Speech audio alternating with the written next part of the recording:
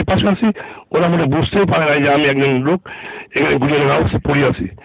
তারপরে ওখান থেকে যখন যুদ্ধ গুলি করা বন্ধ হয়ে যায়, তারপর আমি উঠে হেঁটে আস্তে আস্তে খালধারে যাই। খালধারে গিয়ে ওই কাশবন ছিল, কাশবন, ওই কাশবনের মধ্যে আমি যাওয়ার আগে খালধার থেকে আমি পানি খাই, ওই নোনা পানি, যেহেতু আমার যেটা ওটা সেলাইনি কাজ করছিল, ওই পানিটা খাওয়াতে আমার মানে মনে হয় খুব উপকার হয়েছিল। ওখান থেকে উঠে এসে আমি কাশবনের মধ্যে ঢুকি। কাশবনের মধ্যে ঢোকার পরে বেশ আধা ঘন্টা পরে সাধারণ সারের লোকজন নৌকো নিয়ে আসে। হামিদ ভাইও ছিল সেই সময়। হামিদ ভাই এসে আর সেই সময় ছিল ওখানে আপনার ওই বিলুদা ছিল। এরা আমাদেরকে কোলে করে নিয়ে নৌকায় তোলা পরে তারপরে আমি ওপরে চলে যাই। এই হলো আমার মোটামুটি যুদ্ধের বিবরণ। সম্মানিত দর্শক, হাবলু ভাই আমরা ছোটবেলায় দেখেছি স্টেডিয়ামে, তখন কনক পার্ক ফুটবল খেলতেন। 1971 সালের যুদ্ধ তার ফুটবল খেলা বন্ধ করে দিয়েছে। তার হাঁটুতে গুলি লাগে, তিনি সেই থেকেই স্বাভাবিকভাবে হাঁটাচলা করতে পারেন না। তার বুকে পেটে এমনভাবে গুলি লাগে তার সমস্ত নাড়িভুড়ি বাইরে চলে এসেছিল। আমরা এখন তার সেই ক্ষতস্থানগুলো আমরা একটু দেখার চেষ্টা করব। ভাই যদি কিছু মনে না করেন একটুখানি কি দেখাবেন? এটাও ক্লোজে, এই যে ক্লোজে গুলির দাগ, এই গুলির দাগ এইখানে দেখেছি, এখান থেকে বেরিয়ে গেছিল। আপনি বললে হয়তো আমি একটু বলবো। আর এটা এখানে দেখেছি, এটা রাইফেলের গুলি, এই এলএমজির গুলি, এটা এলএমজির বিরাস, এটা স্টেন গানের গুলি, এটাও স্টেন গানের গুলি, আর এইটা দেখেছিল রাইফেলের গুলি, এই হলো রাইফেলের গুলি, এই লাগে, এই হলো রাইফেলের গুলি, এখান থেকে বেরিয়ে যায়। আর এখানে এইটা এলএমজির গুলি, আর এটা রাইফেলের গুলি, এখানে লেগে এই পদ্ধতি বেরিয়ে যায় হাঁটুতে।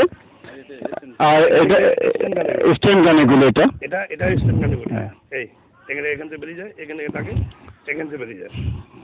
আচ্ছা, আমাদের বীর মুক্তিযোদ্ধা এরশাদ হোসেন খান চৌধুরী হাবলু ভাইয়ের সুযোগ্য পুত্র, তার বাবার এই চিত্র ধারণ দেখতে এসছে। বাবাজি, কেমন লাগছে তোমার কাছে বলো? বীর মুক্তিযোদ্ধার সন্তান হিসেবে তোমার কাছে তোমার কি মনে হচ্ছে? তোমার নাম বলো।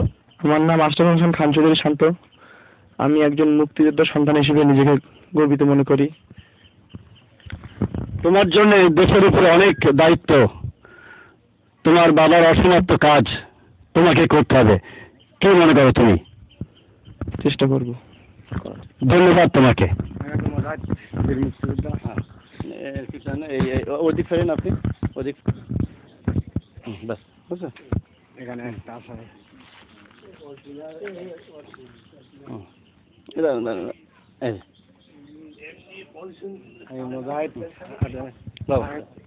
আমরা সাগর আলী একদম বীর মোবাইল ছিলাম। ওই এখানে যে ঘর ছিল ঘরে আমি ছিলাম। এই সব কথা এখন ওরা বলেছে, আমার কি বলবো নতুন করে, এই শেষ করলাম। এখানে যে মুক্তিযোদ্ধারা এসে অবস্থান নিয়েছিলেন সেই খবরটি ফাঁস হয়ে গিয়েছিল, সেটি এখন বলবেন হাবলু ভাই। আমরা যখন ওই অপারেশনটা ব্যাক করি তখন ঠিক ফজরের আজানের টাইম, ওই সময় একজন মানে ওই মসজিদে যে মুয়াজ্জিন উনি আজান দেওয়ার জন্য ওই মসজিদে আসছিলেন। আমরাও ঠিক ওই টাইমটা আমরা সবাই দলবল মিলে এই বাসার মধ্যে ঢুকছি। উনি দেখেন, দেখার পরে উনি মসজিদে ঢোকেন, আজান দেন, আজান দেওয়ার পরে নামাজ কালাম পড়ে উনি সোজা চলে যান খালেদের কাছে খবর দিতে। দেবাটা এখান থেকে যান খালেদের কাছে খবর দিতে। তারপরে ওই খানেরা একটা গ্রুপ এসে আমাদের বাড়িটাকে পুরোপুরি ঘেরাও করে। এখন এই যে আর কি খবরটা দিয়েছিল তার নাম আমি ঠিক বলতে পারবো না। এটা উনি পাশে যারা আছে তারা বলছে যে নূর মোহাম্মদ এবং ইউনুস, এই দুজনই খবর দিয়েছে। আচ্ছা, আরেকজন সেই অপারেশনে অংশগ্রহণ করে আরেকজন মুক্তিযোদ্ধা প্রত্যক্ষদর্শী বলেন, আমি গোড়া থেকে বলবো। আপনার নামটা বলুন। হাফিজুর রহমান, মোহাম্মদ হাফিজুর রহমান।